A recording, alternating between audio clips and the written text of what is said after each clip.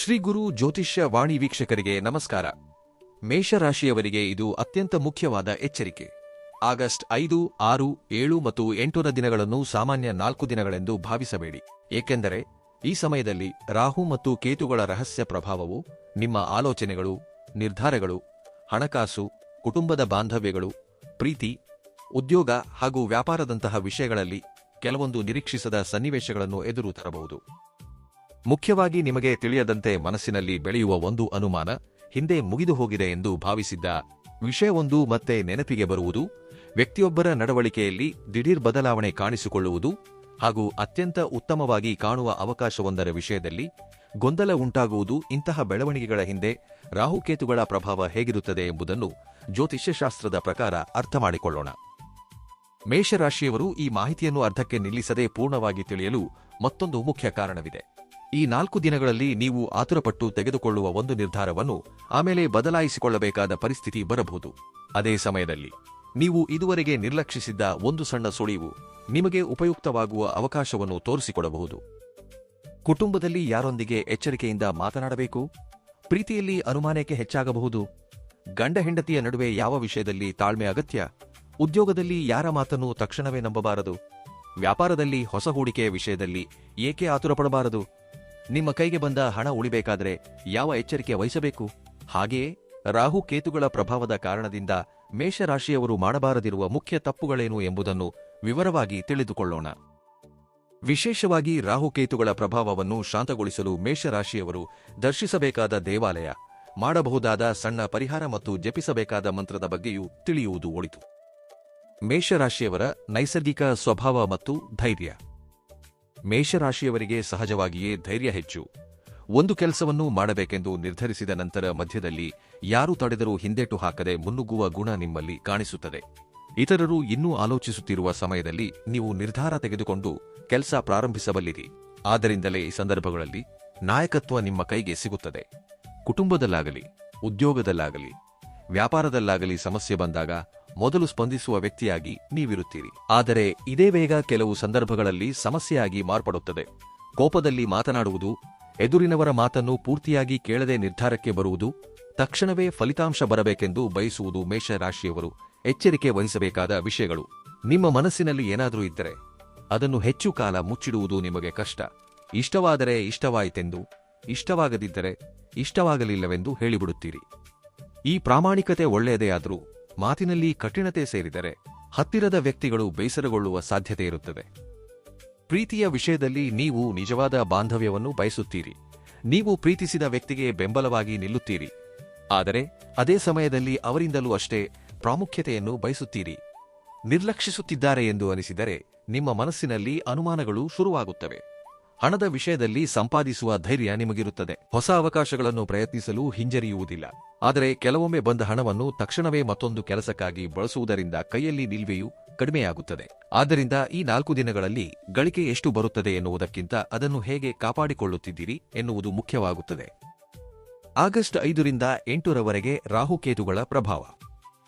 August 5ರಿಂದ 8ರವರೆಗೆ ನಿಮಗೆ ಮುಖ್ಯವಾದ ಪಾಠ ಒಂದೇ: ವೇಗವಾಗಿ ಸ್ಪಂದಿಸಬೇಕಾದ ಜಾಗದಲ್ಲಿ ಸ್ಪಂದಿಸಿ, ಆದರೆ ಜೀವನವನ್ನು ಬದಲಾಯಿಸುವ ನಿರ್ಧಾರಗಳಲ್ಲಿ ಆತುರಪಡಬೇಡಿ. ಮೇಷರಾಶಿಯವರು ಈ ಸಮಯದಲ್ಲಿ ರಾಹುಕೇತುಗಳ ಪ್ರಭಾವವನ್ನು ಅತ್ಯಂತ ಎಚ್ಚರಿಕೆಯಿಂದ ಅರ್ಥಮಾಡಿಕೊಳ್ಳಬೇಕು. ರಾಹು ಸಾಮಾನ್ಯವಾಗಿ ಆಸೆಗಳನ್ನು ಹೆಚ್ಚಿಸುತ್ತಾನೆ. ಮನಸ್ಸಿನಲ್ಲಿ ಇಲ್ಲದ ಆಲೋಚನೆಯನ್ನು ದೊಡ್ಡದಾಗಿ ತೋರಿಸಬಲ್ಲ. ಒಂದು ವಿಷಯದ ಬಗ್ಗೆ ಪದೇ ಪದೇ ಆಲೋಚಿಸುವಂತೆ ಮಾಡುವುದು, ಇತರರೊಂದಿಗೆ ಹೋಲಿಕೆ ಮಾಡಿಕೊಳ್ಳುವುದು, ಇನ್ನೂ ಏನೋ ಸಾಧಿಸಬೇಕು ಎಂಬ ಆತುರವನ್ನು ಹೆಚ್ಚಿಸುವುದು ಮುಂತಾದ ಪ್ರಭಾವಗಳು ಕಾಣಿಸಿಕೊಳ್ಳಬಹುದು. ಕೇತು ಇದಕ್ಕೆ ಸಂಪೂರ್ಣ ಭಿನ್ನವಾದ ಅನುಭವವನ್ನು ನೀಡಬಲ್ಲ. ಎಲ್ಲವೂ ಇದ್ರೂ ಏನೋ ಕಡಿಮೆಯಿದೆ ಎಂಬ ಭಾವನೆ, ಕೆಲವರಿಂದ ಅಕಸ್ಮಾತ್ ದೂರವಿರಬೇಕೆನಿಸುವುದು, ಗತಕಾಲದಲ್ಲಿ ನಡೆದ ವಿಷಯಗಳನ್ನು ಮತ್ತೆ ನೆನಪಿಸಿಕೊಳ್ಳುವುದು ಮುಂತಾದ ಪರಿಸ್ಥಿತಿಗಳು ಏರ್ಪಡಬಹುದು. ಇಲ್ಲಿಯೇ ರಾಹುಕೇತುಗಳ ರಹಸ್ಯ ಪ್ರಭಾವ ಕಾಣಿಸುತ್ತದೆ. ಒಂದೆಡೆ ರಾಹು ನಿಮ್ಮನ್ನು ಹೊಸದೊಂದರ ಕಡೆಗೆ ಓಡಿಸುತ್ತಿದ್ದರೆ, ಇನ್ನೊಂದೆಡೆ ಕೇತು ಕೆಲವು ಹಳೆಯ ವಿಷಯಗಳನ್ನು ಬಿಟ್ಟುಬಿಡುವಂತೆ ಸೂಚಿಸುತ್ತಿರುವಂತೆ ಪರಿಸ್ಥಿತಿಗಳು ಉಂಟಾಗಬಹುದು. ಮುಖ್ಯವಾಗಿ ಈ 4 ದಿನಗಳಲ್ಲಿ ಯಾರೋ ಹೇಳಿದ ಒಂದು ಮಾತನ್ನು ಅತಿಯಾಗಿ ಆಲೋಚಿಸಬೇಡಿ. ಸಾಮಾಜಿಕ ಜಾಲತಾಣಗಳಲ್ಲಿ ನೋಡಿದ ವಿಷಯಗಳನ್ನು ನಿಮ್ಮ ಜೀವನದೊಂದಿಗೆ ಹೋಲಿಸಿಕೊಂಡು ಬೇಸರಪಟ್ಟುಕೊಳ್ಳಬೇಡಿ. ಇತರರ ಸಂಪಾದನೆ, ಉದ್ಯೋಗ, ಕೌಟುಂಬಿಕ ಜೀವನವನ್ನು ನೋಡಿ ನಿಮ್ಮ ಜೀವನ ಹಿಂದುಳಿದಿದೆ ಎಂದು ಭಾವಿಸಬೇಡಿ.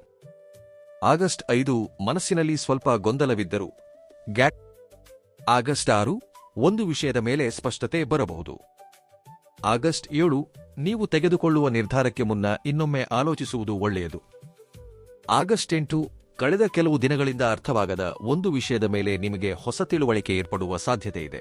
ರಾಹು ತೋರಿಸುವುದೆಲ್ಲವೂ ಪ್ರತಿ ಬಾರಿಯೂ ನಿಜವಾಗದಿರಬಹುದು. ಕೇತು ದೂರ ಮಾಡುತ್ತಿರುವುದು ಪ್ರತಿ ಬಾರಿಯೂ ನಷ್ಟವಾಗದಿರಬಹುದು. ಈ 4 ದಿನಗಳಲ್ಲಿ ಈ ವಿಷಯವನ್ನು ನೆನಪಿನಲ್ಲಿಟ್ಟುಕೊಳ್ಳುವುದು ಅತ್ಯಂತ ಮುಖ್ಯ. ಕುಟುಂಬ ಮತ್ತು ಪ್ರೀತಿಯ ಜೀವನ. ಕುಟುಂಬದಲ್ಲಿ ಹಿಂದೆ ಮಾತನಾಡಿ ಬಿಟ್ಟಿದ್ದ ಒಂದು ವಿಷಯ ಮತ್ತೆ ಪ್ರಸ್ತಾಪಕ್ಕೆ ಬರಬಹುದು. ಮುಖ್ಯವಾಗಿ ಹಣ, ಆಸ್ತಿ, ಕೌಟುಂಬಿಕ ಜವಾಬ್ದಾರಿಗಳು, ಮಕ್ಕಳ ಭವಿಷ್ಯ ಅಥವಾ ಸಂಬಂಧಿಕರಿಗೆ ಸಂಬಂಧಿಸಿದ ವಿಷಯದಲ್ಲಿ ಅಭಿಪ್ರಾಯ ಭೇದಗಳು ಬರಬಹುದು. ಇಲ್ಲಿ ಮೇಷರಾಶಿಯವರು ತಮ್ಮ ನೈಸರ್ಗಿಕ ಕೋಪವನ್ನು ನಿಯಂತ್ರಿಸಬೇಕು. ನೀವು ಹೇಳುತ್ತಿರುವುದು ಸರಿಯಾಗಿದ್ದರೂ ಹೇಳುವ ವಿಧಾನ ಕಠಿಣವಾಗಿದ್ದರೆ ಸಮಸ್ಯೆ ಹೆಚ್ಚಾಗುತ್ತದೆ. ಗಂಡ ಹೆಂಡತಿಯ ನಡುವೆ ಸಣ್ಣ ವಿಷಯವನ್ನು ದೊಡ್ಡದು ಮಾಡಬೇಡಿ. ಒಬ್ಬರು ಮೌನವಾಗಿದ್ದರೆ ಪ್ರೀತಿ ಕಡಿಮೆಯಾಗಿದೆ ಎಂದು ಭಾವಿಸಬೇಡಿ.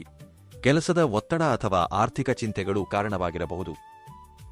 ಮಕ್ಕಳಿರುವವರು ಅವರ ಓದು ಅಥವಾ ನಡವಳಿಕೆಯ ವಿಷಯದಲ್ಲಿ ಅಗತ್ಯಕ್ಕಿಂತ ಹೆಚ್ಚು ಒತ್ತಡ ಹೇರದೆ ಮಾತನಾಡಿ.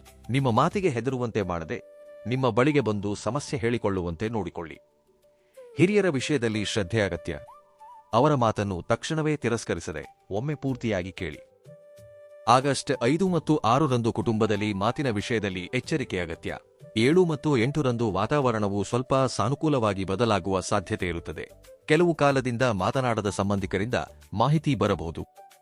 ಪ್ರೀತಿಯಲ್ಲಿರುವ ಮೇಷರಾಶಿಯವರಿಗೆ ಈ 4 ದಿನಗಳು ಭಾವನಾತ್ಮಕವಾಗಿ ಮುಖ್ಯವಾದವು. ನಿಮ್ಮ ಸಂಗಾತಿಯ ನಡವಳಿಕೆಯಲ್ಲಿ ಸಣ್ಣ ಬದಲಾವಣೆಯನ್ನು ನೀವು ಹೆಚ್ಚಾಗಿ ಗಮನಿಸುವ ಸಾಧ್ಯತೆಯಿದೆ. ಉತ್ತರ ತಡವಾಗಿ ಬರುವುದು, ಮಾತನಾಡುವ ಸಮಯ ಕಡಿಮೆಯಾಗುವುದು ಅಥವಾ ಹಿಂದೆ ತೋರಿಸುತ್ತಿದ್ದ ಕಾಳಜಿ ಇಲ್ಲ ಎಂಬ ಭಾವನೆಯಿಂದಾಗಿ ಅನುಮಾನ ಹೆಚ್ಚಾಗಬಹುದು. ಆದರೆ ಪೂರ್ಣ ವಿಷಯ ತಿಳಿಯದೆ ನಿರ್ಧಾರ ತೆಗೆದುಕೊಳ್ಳಬೇಡಿ. ರಾಹು ಅನುಮಾನವನ್ನು ಹೆಚ್ಚಿಸುವ ಪರಿಸ್ಥಿತಿಯನ್ನು ಸೃಷ್ಟಿಸಬಹುದು. ಕೇತು ಮಾತನಾಡದೆ ದೂರವಿರಬೇಕೆನಿಸುವಂತೆ ಮಾಡಬಹುದು. ಈ ಎರಡರ ಮಧ್ಯೆ ನೀವು ಮಾಡಬೇಕಾದದ್ದು ಒಂದೇ, ಶಾಂತವಾಗಿ ಮಾತನಾಡುವುದು. ವಿವಾಹ ಪ್ರಯತ್ನ ಮಾಡುತ್ತಿರುವವರಿಗೆ ಒಂದು ಸಂಬಂಧವು ಮೊದಲು ಸಾಧಾರಣವಾಗಿ ಕಾಣಿಸಿ ನಂತರ ಆಸಕ್ತಿಕರವಾಗಿ ಬದಲಾಗಬಹುದು. ಆದರೆ ಕೇವಲ ಹೊರಗೆ ಕಾಣಿಸುವ ಅಂತಸ್ತು, ಉದ್ಯೋಗ, ಆಸ್ತಿಯ ಆಧಾರದ ಮೇಲೆ ಮಾತ್ರ ನಿರ್ಧಾರ ತೆಗೆದುಕೊಳ್ಳಬೇಡಿ. ಕುಟುಂಬದ ಸ್ವಭಾವ, ವ್ಯಕ್ತಿತ್ವ ಮತ್ತು ಜವಾಬ್ದಾರಿಯನ್ನು ತಿಳಿದುಕೊಳ್ಳಿ. ಈಗಾಗಲೇ ವಿವಾಹಿತರಾದವರು ಜೀವನ ಸಂಗಾತಿಯೊಂದಿಗೆ ಸೇರಿ ಸಣ್ಣ ಪ್ರವಾಸ ಅಥವಾ ದೇವಾಲಯ ದರ್ಶನ ಮಾಡುವುದು ಒಳ್ಳೆಯದು. ಹಲವು ದಿನಗಳಿಂದ ಇರುವ ಮನಸ್ತಾಪಗಳನ್ನು ಒಂದೇ ದಿನದಲ್ಲಿ ಪರಿಹರಿಸಬೇಕೆಂಬ ಪ್ರಯತ್ನ ಮಾಡದೆ ಒಂದೊಂದೇ ವಿಷಯವನ್ನು ಶಾಂತವಾಗಿ ಮಾತನಾಡಿ. ಜಾಗರೂಕರಾಗಿರಬೇಕಾದ ಮುಖ್ಯ ಅಂಶಗಳು. ಮೇಷರಾಶಿಯವರಿಗೆ ಆಗಸ್ಟ್ 5ರಿಂದ 8ರವರೆಗೆ ನಡೆಯುವ ಪ್ರತಿಯೊಂದು ಸಣ್ಣ ಘಟನೆಯ ಹಿಂದೆ ಏನೋ ಅಪಾಯವಿದೆ ಎಂದು ಕೊಳ್ಳಬೇಡಿ. ಆದರೆ ನಿಮ್ಮ ಜೀವನದಲ್ಲಿ ಪದೇ ಪದೇ ನಡೆಯುತ್ತಿರುವ ಕೆಲವು ವಿಷಯಗಳನ್ನು ಮಾತ್ರ ಗಮನಿಸಿ. ಒಂದೇ ವ್ಯಕ್ತಿಯೊಂದಿಗೆ ಮತ್ತೆ ಮತ್ತೆ ಸಮಸ್ಯೆ ಬರುತ್ತಿದೆ. ಹಣ ಬಂದಾಗಲೆಲ್ಲ ತಿಳಿಯದಂತೆ ಖರ್ಚಾಗಿ ಹೋಗುತ್ತಿದೆ. ಒಳ್ಳೆಯ ಅವಕಾಶ ಬಂದಾಗ ಆತುರಪಟ್ಟು ತಪ್ಪು ನಿರ್ಧಾರ ತೆಗೆದುಕೊಳ್ಳುತ್ತಿದ್ದೀರಾ? ಪ್ರೀತಿಯಲ್ಲಿ ನಿಜ ತಿಳಿಯುವ ಮುನ್ನವೇ ಅನುಮಾನ ಪಡುತ್ತಿದ್ದೀರಾ? ಉದ್ಯೋಗದಲ್ಲಿ ಕೋಪದಿಂದ ಅವಕಾಶಗಳನ್ನು ಕಳೆದುಕೊಳ್ಳುತ್ತಿದ್ದೀರಾ? ಇಂತಹ ವಿಷಯಗಳು ಕಾಣಿಸಿದರೆ ರಾಹುಕೇತುಗಳ ಹೆಸರಿನಲ್ಲಿ ಭಯಪಡುವುದಕ್ಕಿಂತ ನಿಮ್ಮ ನಡವಳಿಕೆಯಲ್ಲಿ ಯಾವ ಬದಲಾವಣೆ ಅಗತ್ಯವಿದೆ ಎಂಬುದನ್ನು ಗುರುತಿಸುವುದು ಮುಖ್ಯ. ಈ 4 ದಿನಗಳಲ್ಲಿ ನಿಮಗೆ ಉಪಯುಕ್ತವಾಗುವ ಸೂತ್ರ: ಕಂಡಿದ್ದೆಲ್ಲವೂ ನಿಜವಲ್ಲ, ಕೇಳಿದ್ದನ್ನೆಲ್ಲ ನಂಬಬೇಕಾದ ಅಗತ್ಯವಿಲ್ಲ, ಕೋಪದಲ್ಲಿ ತೆಗೆದುಕೊಂಡ ನಿರ್ಧಾರವನ್ನು ತಕ್ಷಣವೇ ಜಾರಿಗೆ ತರಬೇಕಾದ ಅಗತ್ಯವಿಲ್ಲ. ರಾಹು ನಿಮ್ಮ ಆಸೆಗಳನ್ನು ಪರೀಕ್ಷಿಸುತ್ತಿರುವಂತೆ ಅನಿಸಬಹುದು. ಕೇತು ನಿಮಗೆ ಅಗತ್ಯವಿಲ್ಲದ ವ್ಯಕ್ತಿಗಳು, ಅಭ್ಯಾಸಗಳು ಹಾಗೂ ಆಲೋಚನೆಗಳಿಂದ ದೂರವಾಗುವ ಪರಿಸ್ಥಿತಿಯನ್ನು ತರಬಹುದು. ಆದ್ದರಿಂದ ಒಬ್ಬ ವ್ಯಕ್ತಿ ಅಕಸ್ಮಾತ್ ದೂರವಾದರೆ ತಕ್ಷಣವೇ ಬೇಸರಪಟ್ಟುಕೊಳ್ಳಬೇಡಿ. ಒಂದು ಅವಕಾಶ ತಡವಾದರೆ ಜೀವನ ಮುಗಿಯಿತೆಂದು ಕೊಳ್ಳಬೇಡಿ. ಒಂದು ಕೆಲಸ ನಿಂತು ಹೋದರೆ ಅದರ ಹಿಂದೆ ಮತ್ತೊಂದು ಹಾದಿ ಇರಬಹುದು. ಈ 4 ದಿನಗಳಲ್ಲಿ ಮೇಷರಾಶಿಯವರು ಮುಖ್ಯವಾಗಿ 3 ವಿಷಯಗಳನ್ನು ನಿಯಂತ್ರಿಸಿದರೆ ಬಹುತೇಕ ಸಮಸ್ಯೆಗಳನ್ನು ತಡೆಯಬಹುದು: ಕೋಪ, ಆತುರ, ಅನುಮಾನ. ಅದೇ ಸಮಯದಲ್ಲಿ 3 ವಿಷಯಗಳನ್ನು ಹೆಚ್ಚಿಸಿಕೊಳ್ಳಬೇಕು: ಸಹನೆ, ಸ್ಪಷ್ಟತೆ, ಆತ್ಮವಿಶ್ವಾಸ. ನೀವು ತೆಗೆದುಕೊಳ್ಳುವ ಪ್ರತಿಯೊಂದು ನಿರ್ಧಾರಕ್ಕೂ ಮುನ್ನ ಒಂದು ಪ್ರಶ್ನೆ ಕೇಳಿಕೊಳ್ಳಿ: ನಾನು ಈ ನಿರ್ಧಾರವನ್ನು ಪ್ರಶಾಂತವಾಗಿ ತೆಗೆದುಕೊಳ್ಳುತ್ತಿದ್ದೇನೆಯೇ ಅಥವಾ ಕೋಪ, ಭಯ, ಅನುಮಾನದಿಂದ ತೆಗೆದುಕೊಳ್ಳುತ್ತಿದ್ದೇನೆಯೇ? ಆ ಒಂದು ಪ್ರಶ್ನೆ ಹಲವು ತಪ್ಪುಗಳನ್ನು ತಡೆಯಬಲ್ಲದು. ಈ 4 ದಿನಗಳು ಕೇವಲ ಒಳ್ಳೆಯ ಅಥವಾ ಕೆಟ್ಟ ಫಲಿತಾಂಶಗಳ ಸಮಯ ಮಾತ್ರವಲ್ಲ. ನಿಮ್ಮ ಜೀವನದಲ್ಲಿ ಯಾವುದು ನಿಜವಾಗಿ ಅಗತ್ಯ, ಯಾವುದು ಅಗತ್ಯವಿಲ್ಲ ಎಂಬುದನ್ನು ಗುರುತಿಸುವ ಕಾಲವಾಗಿಯೂ ಬದಲಾಗಬಹುದು. ಈ ವಿಶ್ಲೇಷಣೆಯಲ್ಲಿ ಹೇಳಿದ ವಿಷಯಗಳನ್ನು ಮಾರ್ಗದರ್ಶಕವಾಗಿ ಮಾತ್ರ ತೆಗೆದುಕೊಳ್ಳಿ. ವೈಯಕ್ತಿಕ ಜಾತಕದಲ್ಲಿ ಲಗ್ನ, ನಕ್ಷತ್ರ, ದಶ್, ಭುಕ್ತಿ ಹಾಗೂ ಗ್ರಹಸ್ಥಿತಿಗಳಿಗೆ ಅನುಗುಣವಾಗಿ ವೈಯಕ್ತಿಕ ಫಲಿತಾಂಶಗಳು ಬದಲಾಗಬಹುದು. ಈ ಸಮಯದಲ್ಲಿ ಆರೋಗ್ಯದ ವಿಷಯದಲ್ಲಿ ಭಯಪಡುವ ಅಗತ್ಯವಿಲ್ಲ. ಆದರೆ ನಿದ್ರೆ, ಆಹಾರ ಹಾಗೂ ವಿಶ್ರಾಂತಿಯ ವಿಷಯದಲ್ಲಿ ನಿರ್ಲಕ್ಷ್ಯ ಮಾಡಬೇಡಿ. ಕೆಲಸದ ಒತ್ತಡದ ಕಾರಣದಿಂದ ಸಮಯಕ್ಕೆ ಸರಿಯಾಗಿ ಊಟ ಮಾಡದಿರುವುದು, ರಾತ್ರಿ ಹೆಚ್ಚು ಹೊತ್ತು ಎಚ್ಚರವಿರುವುದು, ನಿರಂತರವಾಗಿ ಫೋನ್ ನೋಡುವುದರಿಂದ ಆಯಾಸ ಹೆಚ್ಚಾಗಬಹುದು. ಮುಖ್ಯವಾಗಿ ಮನಸ್ಸಿನಲ್ಲಿ ಒಂದೇ ವಿಷಯವನ್ನು ಪದೇ ಪದೇ ಆಲೋಚಿಸುವುದನ್ನು ಕಡಿಮೆ ಮಾಡಬೇಕು. ರಾಹುವಿನ ಪ್ರಭಾವದಲ್ಲಿ ನಿಜವಾದ ಸಮಸ್ಯೆಗಿಂತ ನಮ್ಮ ಕಲ್ಪನೆಯಲ್ಲಿ ಸಮಸ್ಯೆ ದೊಡ್ಡದಾಗಿ ಕಾಣಿಸಬಹುದು. ಪ್ರತಿದಿನ ಸ್ವಲ್ಪ ಸಮಯ ನಡೆಯುವುದು, ಬೆಳಗಿನ ಸೂರ್ಯಕಾಂತಿಯಲ್ಲಿರುವುದು, ಪ್ರಶಾಂತವಾಗಿ ಕುಳಿತುಕೊಳ್ಳುವುದು, ಪ್ರಾರ್ಥನೆ ಮಾಡುವುದರಂತಹ ಸಾಮಾನ್ಯ ಅಭ್ಯಾಸಗಳು ಮನಸ್ಸಿಗೆ ಉಪಶಮನ ನೀಡುತ್ತವೆ. ಯಾವುದಾದರೂ ಆರೋಗ್ಯ ಸಮಸ್ಯೆ ಮುಂದುವರಿದರೆ ಅದನ್ನು ಗ್ರಹ ಪ್ರಭಾವ ಎಂದು ಬಿಡದೆ ವೈದ್ಯರ ಸಲಹೆ ಪಡೆಯಬೇಕು. ದೈವಿಕ ಪರಿಹಾರಗಳು ಮತ್ತು ಆಧ್ಯಾತ್ಮಿಕ ಮಾರ್ಗ. ಬಿ. ಮೇಷರಾಶಿಯವರು ಈ ಸಮಯದಲ್ಲಿ ಶಿವಾಲಯ ದರ್ಶನ ಮಾಡುವುದು ಆಧ್ಯಾತ್ಮಿಕವಾಗಿ ಶುಭಪ್ರದ.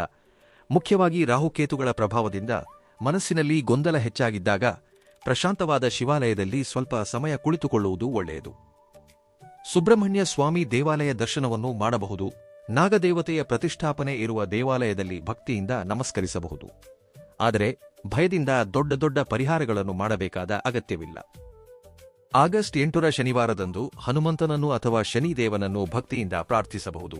ವೃದ್ಧರಿಗೆ ಹಾಗೂ ಅಗತ್ಯವಿರುವವರಿಗೆ ಆಹಾರ ನೀಡುವುದು ಒಳ್ಳೆಯ ಸೇವೆಯಾಗುತ್ತದೆ. ದೇವಾಲಯಕ್ಕೆ ಹೋಗಲಾಗದವರು ಮನೆಯಲ್ಲಿಯೇ ದೀಪ ಬೆಳಗಿಸಿ ಸ್ವಲ್ಪ ಸಮಯ ಪ್ರಶಾಂತವಾಗಿ ಪ್ರಾರ್ಥಿಸಿ. ಶಿವನಿಗೆ ಓಂ ನಮಃ ಶಿವಾಯ ಎಂದು ಭಕ್ತಿಯಿಂದ ಜಪಿಸಬಹುದು. ಸುಬ್ರಹ್ಮಣ್ಯ ಸ್ವಾಮಿಯನ್ನು ಸ್ಮರಿಸಬಹುದು. ಇಲ್ಲಿ ಪರಿಹಾರ ಎಂದರೆ ಭಯದಿಂದ ಮಾಡುವ ಕೆಲಸವಲ್ಲ. ನಿಮ್ಮ ಮನಸ್ಸನ್ನು ಸ್ಥಿರವಾಗಿಟ್ಟುಕೊಂಡು ಒಳ್ಳೆಯ ನಿರ್ಧಾರಗಳನ್ನು ತೆಗೆದುಕೊಳ್ಳುವಂತೆ ಆಧ್ಯಾತ್ಮಿಕವಾಗಿ ನಿಮಗೆ ನೀವೇ ಬಲ ನೀಡಿಕೊಳ್ಳುವುದು. ಉದ್ಯೋಗ ಮಾಡುತ್ತಿರುವ ಮೇಷರಾಶಿಯವರು ಕಚೇರಿಯಲ್ಲಿ ಕೇಳಿಬರುವ ಪ್ರತಿಯೊಂದು ಮಾತನ್ನು ತಮಗೆ ಸಂಬಂಧಿಸಿದ್ದು ಎಂದು ಭಾವಿಸಬಾರದು. ನಿಮ್ಮ ಕೆಲಸದ ಬಗ್ಗೆ ಯಾರೋ ಮಾತನಾಡುತ್ತಿದ್ದಾರೆ ಎಂದು ತಿಳಿದ ತಕ್ಷಣವೇ ಸ್ಪಂದಿಸದೆ ಅಸಲಿ ವಿಷಯ ತಿಳಿದುಕೊಳ್ಳಿ. ಈ ಸಮಯದಲ್ಲಿ ನಿಮ್ಮ ಕಾರ್ಯಕ್ಷಮತೆಯನ್ನು ಗಮನಿಸುವ ವ್ಯಕ್ತಿ ಇರಬಹುದು. ಆದ್ದರಿಂದ ಮಾತುಗಳಿಂದ ನಿಮ್ಮ ಪ್ರತಿಭೆಯನ್ನು ನಿರೂಪಿಸುವುದಕ್ಕಿಂತ ಕೆಲಸದಿಂದ ತೋರಿಸುವುದು ಒಳ್ಳೆಯದು. ಹೊಸ ಉದ್ಯೋಗಕ್ಕಾಗಿ ಪ್ರಯತ್ನಿಸುತ್ತಿರುವವರಿಗೆ ಒಂದು ಮಾಹಿತಿ ಬರಬಹುದು. ಹಿಂದೆ ಅರ್ಜಿ ಸಲ್ಲಿಸಿದ್ದ ಸಂಸ್ಥೆಯಿಂದ ಪ್ರತಿಕ್ರಿಯೆ ಬರುವುದು ಅಥವಾ ಪರಿಚಿತ ವ್ಯಕ್ತಿಯ ಮೂಲಕ ಅವಕಾಶದ ಬಗ್ಗೆ ತಿಳಿಯುವುದು ನಡೆಯಬಹುದು. ಉದ್ಯೋಗ ಬದಲಾವಣೆ ಮಾಡಬೇಕೆಂದು ಭಾವಿಸುತ್ತಿರುವವರು ಕೇವಲ ಪ್ರಸ್ತುತ ಕಚೇರಿಯಲ್ಲಿ ಬಂದ ಕೋಪದಿಂದ ರಾಜೀನಾಮೆ ನೀಡಬೇಡಿ. ಹೊಸ ಅವಕಾಶ ನಿಜವಾಗಿಯೂ ಸ್ಥಿರವಾಗಿದೆಯೇ? ಸಂಬಳ ಎಷ್ಟು? ಕೆಲಸದ ಜವಾಬ್ದಾರಿಗಳೇನು? ಪ್ರಯಾಣ ಎಷ್ಟಾಗುತ್ತದೆ? ಕುಟುಂಬದ ಮೇಲೆ ಪ್ರಭಾವ ಹೇಗಿರುತ್ತದೆ? ಇವೆಲ್ಲವನ್ನೂ ನೋಡಿ ನಿರ್ಧಾರ ತೆಗೆದುಕೊಳ್ಳಿ. ಆಗಸ್ಟ್ 7 ಮತ್ತು 8ರಂದು ಉದ್ಯೋಗಕ್ಕೆ ಸಂಬಂಧಿಸಿದ ಒಂದು ಮುಖ್ಯ ಮಾಹಿತಿ ನಿಮಗೆ ಉಪಯುಕ್ತವಾಗುವ ಸಾಧ್ಯತೆಯಿದೆ. ವ್ಯಾಪಾರ ಮಾಡುತ್ತಿರುವ ಮೇಷರಾಶಿಯವರಿಗೆ ರಾಹುವಿನ ಪ್ರಭಾವದಲ್ಲಿ ಅತ್ಯಂತ ಮುಖ್ಯವಾದ ಎಚ್ಚರಿಕೆ ಇದಾಗಿದೆ. ತ್ವರಿತವಾಗಿ ಲಾಭ ಬರುತ್ತದೆ ಎಂದು ಹೇಳುವ ಪ್ರತಿಯೊಂದು ಅವಕಾಶವನ್ನು ನಂಬಬೇಡಿ. ಹೊಸ ಪಾಲುದಾರಿಕೆ, ಹೂಡಿಕೆ, ದೊಡ್ಡ ಆರ್ಡರ್, ಹೊಸ ಶಾಖೆ ಅಥವಾ ಹೊಸ ವ್ಯಾಪಾರದ ಬಗ್ಗೆ ಚರ್ಚೆಗಳು ನಡೆದರೆ ದಾಖಲೆಗಳನ್ನು ಪೂರ್ತಿಯಾಗಿ ಪರಿಶೀಲಿಸಿ. ಯಾರಾದರೂ ಅತ್ಯಂತ ಕಡಿಮೆ ಸಮಯದಲ್ಲಿ ಭಾರೀ ಲಾಭ ಬರುತ್ತದೆ ಎಂದು ಹೇಳಿದರೆ ಇನ್ನಷ್ಟು ಎಚ್ಚರಿಕೆಯಿಂದ ಇರಬೇಕು. ಸಾಲ ಮಾಡಿ ದೊಡ್ಡ ಮೊತ್ತದ ಹೂಡಿಕೆ ಮಾಡುವುದು ಈ 4 ದಿನಗಳಲ್ಲಿ ಆತುರದ ನಿರ್ಧಾರವಾಗಬಾರದು.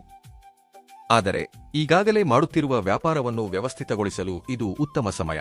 ಹಳೆಯ ಬಾಕಿಗಳನ್ನು ನೆನಪಿಸುವುದು, ಖರ್ಚುಗಳನ್ನು ಕಡಿಮೆ ಮಾಡುವುದು, ಅಗತ್ಯವಿಲ್ಲದ ಪಾವತಿಗಳನ್ನು ನಿಲ್ಲಿಸುವುದು, ಗ್ರಾಹಕರೊಂದಿಗೆ ಮತ್ತೆ ಬಾಂಧವ್ಯ ಹೆಚ್ಚಿಸಿಕೊಳ್ಳುವುದು ಉಪಯುಕ್ತವಾಗುತ್ತದೆ.